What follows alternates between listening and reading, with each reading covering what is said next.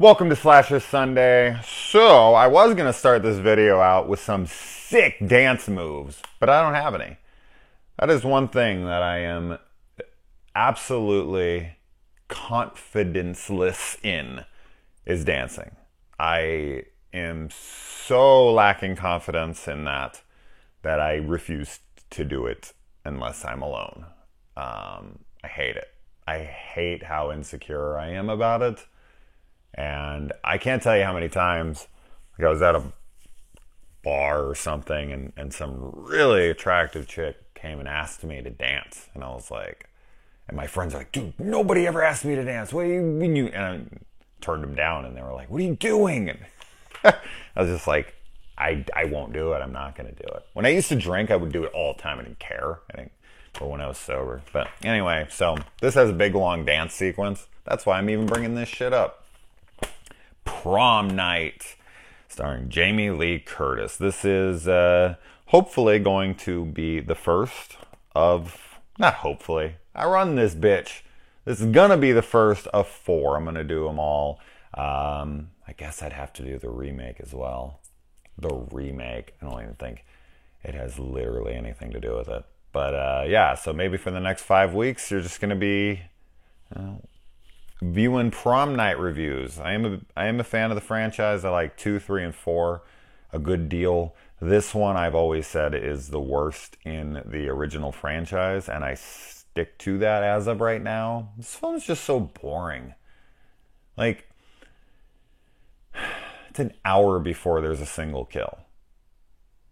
I mean, you could count the death in the beginning as a kill, but not really. And come on. Would that girl really die from that? Like, they left him out there. But then we find out, spoilers obviously, we find out that at the end, her brother found her like 2 seconds later after they left. There's no way she died from that. Like, she fell out of the second story. So she probably fell 10, 12 feet and there was a glass box down there. Would have broke her fall. Like, I guess it's possible she was impaled and it just didn't completely penetrate all the way through. So it was like just at, right at the rib cage. But a fall like that, 10-year-old girl onto a painted, like onto a glass box like that. Instant death? No way. What's this game they're playing? Like, hide and go freaking stalk, hide and go freaking slash, like slash and go seek. I've never seen such a game. It seems very mean-spirited. This kid comes in on them when they're doing this and they immediately turn to, the killer's coming for you. Kill, kill, kill. And they push her. She has to get up on a ledge. It's not like there's windows behind her and she trips. See, that would have made more sense if she was just walking backwards and they were like kind of being dicks. And then she tripped over a bottle, like it just kind of went up and she would have went out the window and then fell onto something like that, went through her. Then that would have made more sense. Now, a kid death, I know they wanted to keep it really, basic so that it wasn't like gratuitous violence on a child. But still, I just feel like she had to climb up onto a ledge and they kept still pushing her back. And I don't know. I mean, they're kids. I know they're supposed to be stupid, but are kids really that stupid? I just don't see it. I think once she got up there, like, I think it would have been good if they would have been like, wait, hold on. We were just kidding. Like, you're falling there. She'd be like, get away from me. And then would have fallen. Then it would have shown some remorse. It wouldn't have made us instantly go, well, these kids are fucking assholes. Because it turns into an I know what you did last summer right after that, where they're just like, well, we got to go get someone. And realistically, if her brother wouldn't have been there, that chick's more than likely still alive. And she's just bleeding out. And then she's going to die of either blood loss or exposure if you leave her out there. That being said, her sister and her brother just like runs off. I mean, so fast. He's like, come on. All right, I'm leaving without you. It's instant. It's like there's not even a pause in what he says. And then he just starts running. And she could have ran with him. She could have, but she wanted to go in there and play, I guess. She wanted to see what was up. And at no point does she ever call out. I don't know if she was just an odd girl or what, but that's a seriously interesting game they're playing. So I'd always talked about how this movie is really poorly lit. This is just an ugly looking film, even with the Blu-ray. Because my biggest issue with this film always had lied within not only being boring, but also the fact that I couldn't see all the nothing that was happening. And I thought maybe when I got a Blu-ray of it and it cleaned it up and I could finally see it, because if you ever watch like a VHS of this or even a DVD, it's so dark in spots. You're like, I don't, is that a foot? Is that a person? Is that a, like, I feel like, can I buy a vowel? Like, I don't know what I'm supposed to be guessing for here. So I would just be watching it, kind of, I guess. And then, you know, some, like the killer would be attacking somebody or going after somebody. I'd be like, okay, maybe subtitles, like, let me know, freaking sign language, something. That was my version of sign language. I don't know what this means in sign language, but it ain't, I can't see. I can guarantee that. I guess I can't guarantee it, but there's a really high chance. That would be like this.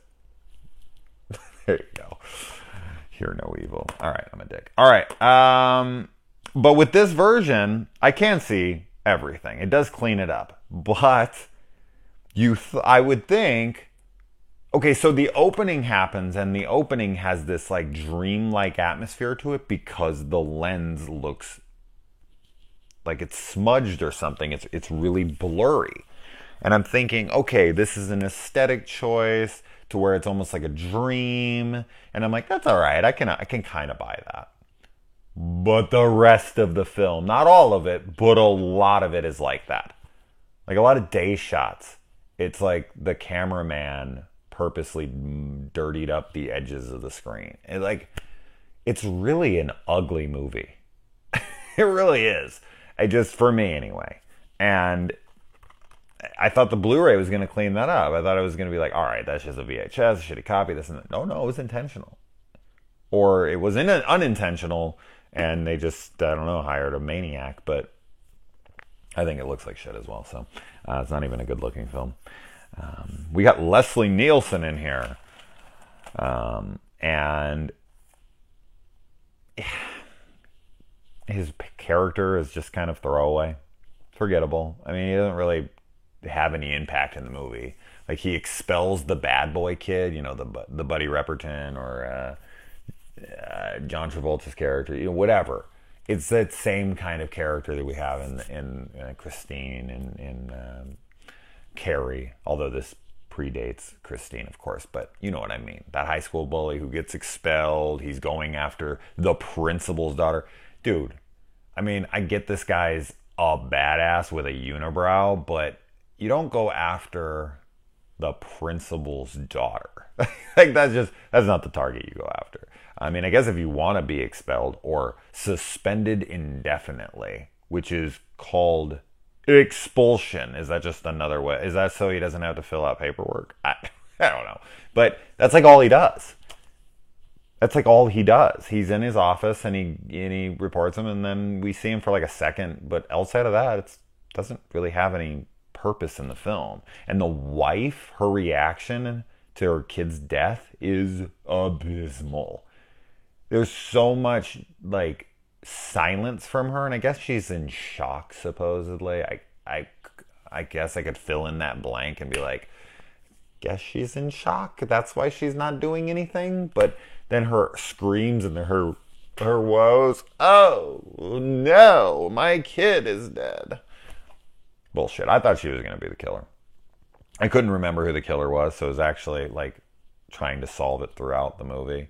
But I found myself so bored most of the time. I wasn't as bored this time as I always have been. I did find some enjoyment in it, but it was just a bunch of character setup. Just a bunch of characters that I didn't really ever connect with. I didn't really care about anybody. I thought that there was characters that kind of stood out as fun or funny. like Slick.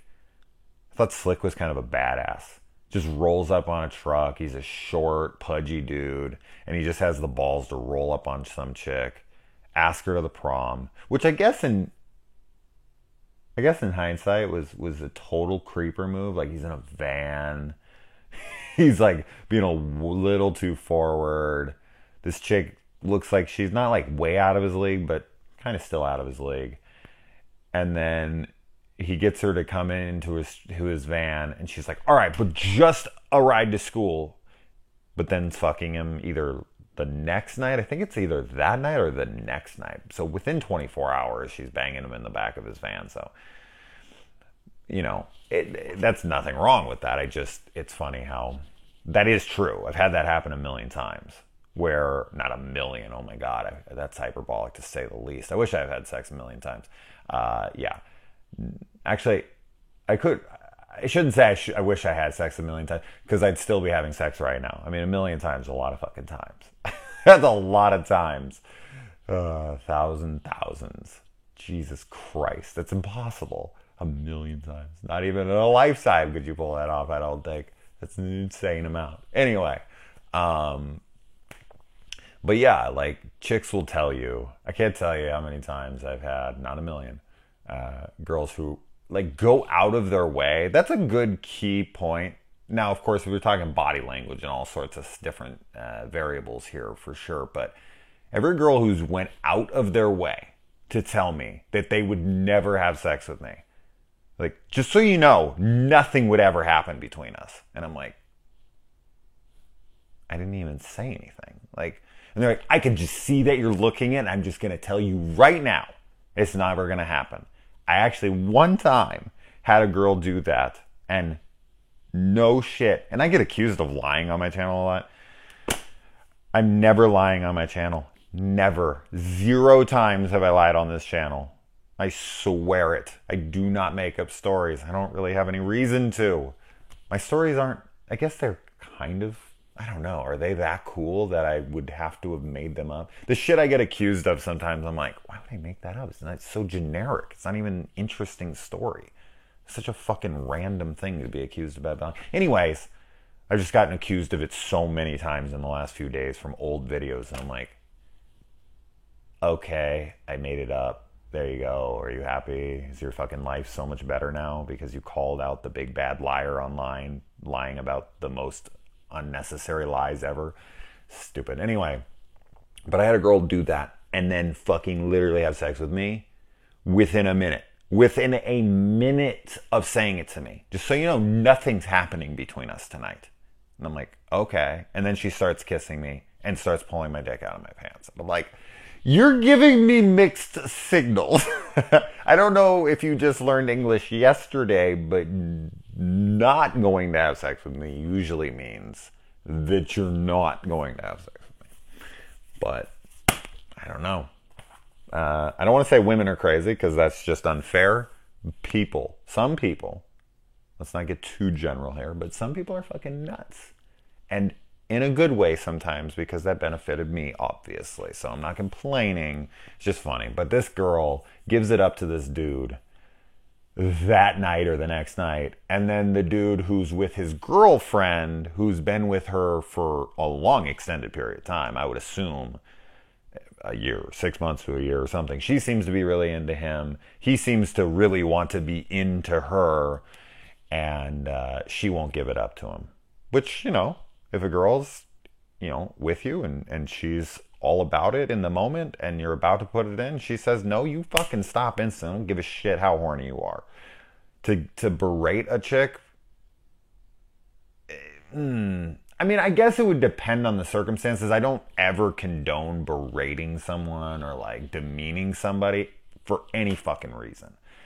But if someone is like gung-ho, like just pulling you out, like calling you in the middle of the night, I need to get fucking laid, please come over, this and that, and talking you up, getting you all hard, rubbing you on this and that, and then like you go to like do it, and she's like, oh no, like no, and is being really aggressively mean about it, and you're just, that's bullshit. That's a lead on, and that's when you just walk out. You go, fuck you, I don't need any of your bullshit. Clearly you just, you know, you want to play like you have the power. no, I'm not dealing with this, and just never come back, you know? But to sit there and be like, you know, oh, I could get it from somebody else and fuck you, to a girl who clearly is into you. She just wants to save, and it's her first fucking time too. Like, we gotta put that on the table here. This ain't a girl who's giving it up to every dude. This isn't a chick who's fucked this guy multiple times. And this isn't only their first time together, but this is their first time ever, which is a big deal for women. You know, I always make this joke that, like, when you're a kid, when you're a, you know, boy versus a girl, for the most part, all girls are trying to do is hold on to their virginity, you know, for dear life. And every fucking shit, they're like running backs, and they've got like different holds, and people are like trying to punch that ball out, that cherry out of their arm. And they're just like gripping for dear life. And then on the guy's side of things, they're just like, anybody please? Anybody want it? Anybody please? Shit here. And they're like trying like different ways to like get people to take it, like leaving it out and putting money on it, or they'll fucking do anything to get rid of their virginity. It's like hot potato, fucking please. And everyone's just throwing it back at them, and then finally someone takes it, and you're like, thank you. I can go and hang out with my friends and have dignity again. I can be looked at like a man. That day when you lose your virginity and you go to your friends and you're just like, you walk in and you're just standing, like you were like 3 feet tall when you left, and when you walked through that door, you're like 7'8", and people are just like, who's the man? And you're like, this guy. No one's ever done that. I don't know what that is. That was like me putting on fucking makeup under my eyes. Why do guys do that? Is there's a reflection on their skin, right? For the sports. For the sports. I sound like a man's man there. For the sports. But yeah, seriously. It's gotta be. Anyway. Alright. I love that the bully dude is caught in a fight and he's wearing a ski mask. He's wearing a ski mask, which is kind of odd to wear when you're trying to, you know, steal some nookie from a chick. You're trying to kiss on her, which he's such a creep, man. You want that guy dead so bad, which I'm so glad he does die. And he has the only good death in the entire film, which is good because he's the guy you want to die. He's the real piece of shit in the movie. Like, he is sexually harassing women and grabbing their asses. And when I say women, I mean women. They didn't even try with this. It's supposed to be high school. This school has no qualms on holding students back a decade or more. The chicks in this movie look like they're in their 30s. 30s. I looked it up too, though, but Jamie Lee Curtis was like 19. She looks 30. She looks at least late 20s. Her friends, this blonde she hangs out with, who's not really a big character, but she's in it a little bit, she straight up looks 35 years old. Which, women are so gorgeous when they're 35 years old, and well beyond that, but they do not look like high school students, is what I'm aiming at. It's not even close. But as I said, I looked up some of them, and some of them were like 23, and I don't know if just people look older back then, or if skincare was different, they knew how to do their makeup different, hairstyles. I don't know what it is that ages people back then so much. And plus, they do cast much older people, so you're supposed to see them as 17, and they're clearly much older, like 23, 24. And there's a huge difference between like 16, 17 and 23, 25. Like, you age considerably in the face at that time. The body looks almost identical for a woman, but the face changes pretty drastically through that time. So this movie had some hilariously older looking characters. And oh yeah. And I already said all this shit. I haven't been looking at my notes, but yeah, I already said all that. I like the phone calls. I mean, yeah, they're pretty standard stock stuff here for sure when it comes to like, have you checked the children lately? And then, you know, Black Christmas, and yelling cunt and everything else in that. Like, I like that. I like that scary, deep voiced killer on the phone. They feel like they parodied it in student bodies with the breather. I dig it. Yeah, it's a trope, but this is 1980. It was at the very beginning of tropiness. I think they definitely lifted it from something like Black Christmas, but for good reason. It's an effective atmosphere builder, and it just has some interaction with the characters before there's interaction with the characters. They call the house and they think it's a prank. They think it's something, or one of them gets scared or something. But they don't have to actually physically interact with them, because if they physically interacted with them, it'd be the final showdown to where they're usually dead. So I like that there's outside interactions that can happen like that through a telephone. It just kind of adds to it.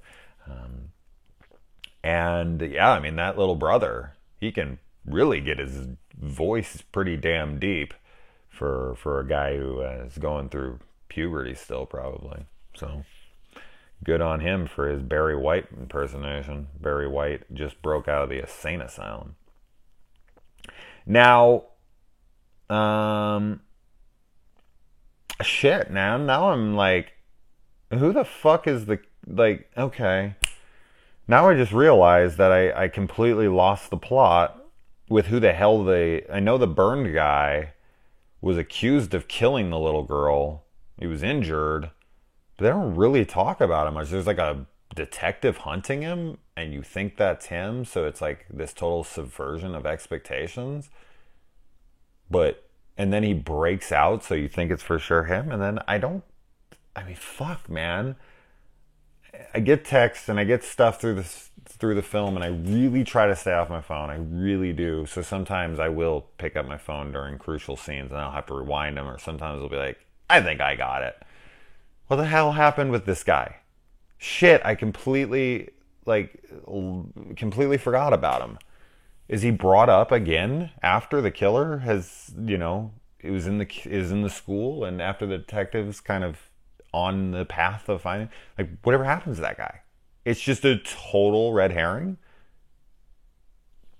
Are they going to let him out now? Like, now that they know, like, they're going to let him I guess he killed people. I don't know. Like, was he a killer? Like, I don't know what even to think about that subplot now that I'm actually sitting here, because I completely forgot about it.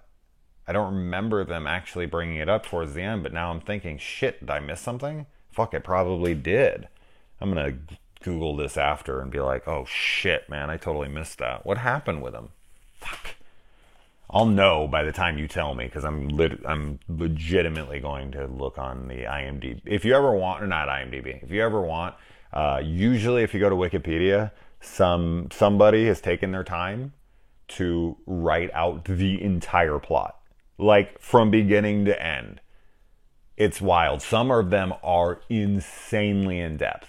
Like, you'll be going down for a while, and it'll be like, and Dr. Loomis's eyes are green, and his car is, and you're like, whoa, that's a lot of detail, bro. Like, you don't need to go that crazy. You can just like hit us up with some Cliff Notes versions of this, but no, they go for it, man. They're dedicated. So I'll go on there. I'll check it out. Damn, I forgot all about him. It's a pretty shiny mask he's got on. I feel like he's doubling as the disco ball that's swinging around Jamie Lee Curtis's dance. I actually dig the dance sequence. I think it's fun. I think it's a product of its time. I like the way it's shot. It adds a feel of the 80s to it, the early 80s, when disco was just dying out. It's like had its heyday in the late 70s and the early 80s. And just not a ton of films feature it, so it's just kind of encapsulated in that very small time period of disco, and I dig it. I like Jamie Lee Curtis. She gets a really good cleavage shot in here, and her tits are out of control. They're so amazing. It's a shame that she had to wait for Trading Places to show them off. She would have definitely. We would have been. We would have been lucky to have get those things in in like Terror Train or something like this, because her character is really kind of throwaway in this. Like, she's a final girl kind of, but she's never in danger, which we find out later, but we think she might be. But he won't even go after her at the end of the movie. You know, he's going after her boyfriend, not her. He like won't touch her, and then, you know, ironically, is why he ends up getting himself killed, because he takes an axe to the head and then just kind of stumbles out, and he's like, I did it all for our sister. They killed her and she never knew that, and he was trying to tell. So like the motive of the killer and everything, I'm completely on the killer's side. Like, those are little shits. Like, I don't know. Of course, it always comes down to like, do they deserve to die? And are you, you know, the one to be able to be judge, jury, and executioner? And it's like, yes, I am the law. No, I don't know, man. But in a movie, yeah, I don't feel like Slick deserved to die, for sure. I mean, the fact that just the kids. Now, anyone who was there who stayed silent about it, yeah, I mean, those 4 kids, I feel like he should have went after them then and there. But yeah, I mean, especially what's her name, the chick, the bitch, the one who hires the dude to come to the prom with her and all that. Man, she aged well. She was an ugly ass little girl, and she grew up to be one attractive woman, which is not that's not something unheard of. That's absolutely happened. I remember I went to school with a girl named Erin DeWitt, and she was a fucking cave troll in 6th grade. She went away for the summer. She came back 8th grade with a different haircut, and she like lost some weight. She was she was seriously, like, it was night and day. I remember we were all just like, who the fuck is that? New student? And it's like, oh, that's Erin. It's like, that's Erin. It was like one of those movie moments, you know, like She's All That, or some one of those movies where like the dorky girl, although in those movies the girl's so clearly attractive and they barely even change her, and everyone, like, they take her glasses off and the people are like, oh, this girl like completely changed. I wish I had the ability to show you the pictures, because I show people sometimes and they're like, whoa, that's a different person. I'm like, right? Completely different person. And I don't know, man, I'm jumping all over my damn. I like when they go into the principal's office after the fight and he's like, oh, I knew it. And he's like, what? That I would favor my son because he's my son? Yes, I will. And I was like, yeah, get him. Come on, man. 100%. 100%. Anybody who says that a father or something like that is not going to have a bias or favor their kid is just lying to themselves. It's just like, dude, that's just part of the gig. You know how it plays out. You know? So I liked that he just was like, yeah, I do. And you're a piece of shit. Now get the fuck out of here. Like, I love that. I love that line in that exchange. It's like the only thing Leslie Nielsen does in this entire damn movie. Yeah, we even get like inner dialogue from the detective and everything. It just goes nowhere. It's just purely for a red herring moment. It's kind of funny, actually. The music in the opening is pretty solid. It's kind of atmospheric and kind of eerie. The rest of the music, and I'm not talking about the disco, that's just a product of time. It's fun, it's nostalgic in a way, whatever. But like some of the other music's like slow jazz and shit, awful, just dreadful stuff. It was really, really hurting my ears. I put Jamie cleavage in bra and a big heart next to it. Damn, man, I think I need to get laid. Oh man, this dude brings buddies with him to pick up his date, and then just like gets aggressive with having to open the door for her to let her into the car. And this guy is such an idiot that he can't even realize how bad he's being used, and he thinks like, oh, it'll be fine because she'll just go home with me anyway. This guy is just way too much confidence and no brains at all. But he gets decapitated, and it's an actual like axe. Boom, see it fly from his body, land on the stage, see the decapitated head. The only on-screen death in the movie. The only death that's even slightly decent. Every other death's off screen. Or like is an aftermath slit throat. Something super fucking stupid. Awful stuff. Just dreadful. All of the tension, all of the scares from the kills, all that kind of stuff is not existent. Non-existent. The chases, all of it is just awful. So it's a boring movie that pays off with nothing for me. Like, it's just not a good movie. Like, there's going to be people who disagree with me, and that's totally fine, of course. I mean, if you love it, that's fantastic. I just don't see it. I think it's extremely slow-paced. Characters are kind of blah. There's okay stuff, and the kills do not pay off at all. The ending's good. I like the twist, like the killer. I think it makes sense. So I dig that. I'll give it credit for that. I like the dance sequence, which I think a lot of people kind of bash and don't like. And it's like, I think that's like the best part of the damn movie. So you get to see Jamie Lee Curtis's awesome tits shaking around as she just pulls off some fun dance moves of the time. So yeah, I don't know. I feel bad for Kelly, but at the same time, the girl who her boyfriend is like, I can go get it from someone else. That dude should have been killed. Like, Slick should not have been killed, and he should have been. Slick should have, like, drove her back to the thing and then, like, went to go smoke another joint, and then she should have been killed, and then he could have came and, like, found her body and then, like, freaked out and ran for help. Like, Slick should not have died. But, that all being said, he beats the shit out of the killer for a while. Like, he, like, kicks him out of the car, throws him around, punches him, and he has like, no vision, man. This is a dude who's doing this without any vision, and he's a short, stocky guy. Like, he's not, built for this. He's a badass, man. He rolls up on a chick, treats her well, too. That's another thing. He's cool about it.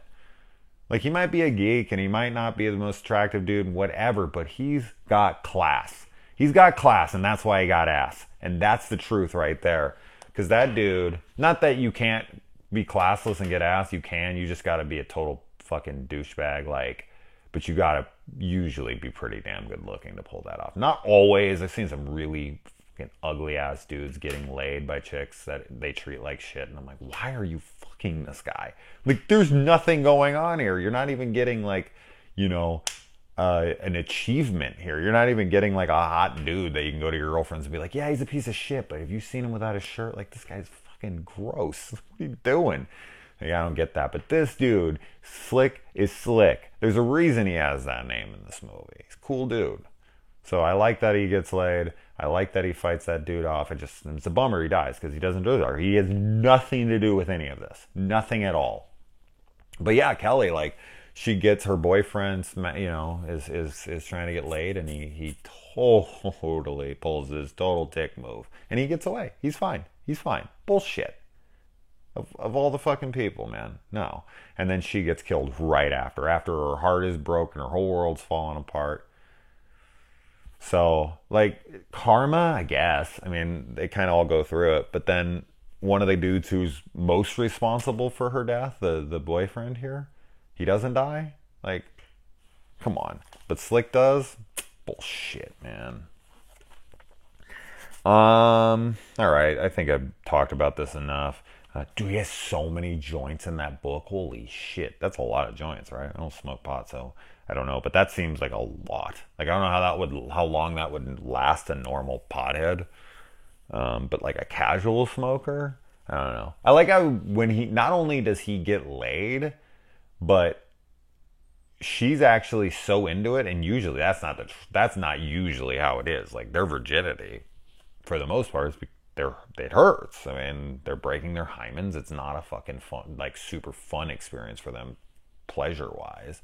Now, I could be, I've heard that it hurts, but then, obviously it gets better over time, but I don't think usually they're, gung-ho to go again right after. And she's like, we should go fuck out on the bluff. Like, this chick is like instant nympho. As soon as she gets a little slick dick, she's ready to rock that cock all night. So he gives it to her good enough. He's classy, he treats her right. He's out there with her, and she's just like, all right, like, let's go again, while dickhead's back there getting nothing, and his girlfriend's getting her throat slit, or how the hell did she die? I don't know if we even see it, do we? Regardless, it's not shown on screen, so it's super lame. I swear there was someone in the closet with the bitch. The bitchy character of the movie. Whatever her name is. I wrote it down somewhere, I don't really care. Now, I know there's a dead body in there, but there's a shot where it's like behind, it looks like it's behind someone's shoulder. It might be a crewman, but it looks like there's a dude in that closet with her. Correct me if I'm wrong. Or if you saw it. Actually, just tell me you agree with me. And yeah, not only did he get that chick, but it was her virginity. He met her like that day or the day before. He got her virginity from her in under 24 hours, and that dude couldn't pull his girlfriend in like a year of dating. Woo, doggy, he must. He probably felt like a total loser, but he should feel like a loser. Fucking make a girl feel like that because she won't have sex with you. What a piece of shit. Anyway, yeah, I think that's it. Fuck it. I gotta go to bed. So I got a long day tomorrow. I gotta get up at 6 a.m. Anyway, guys, adios.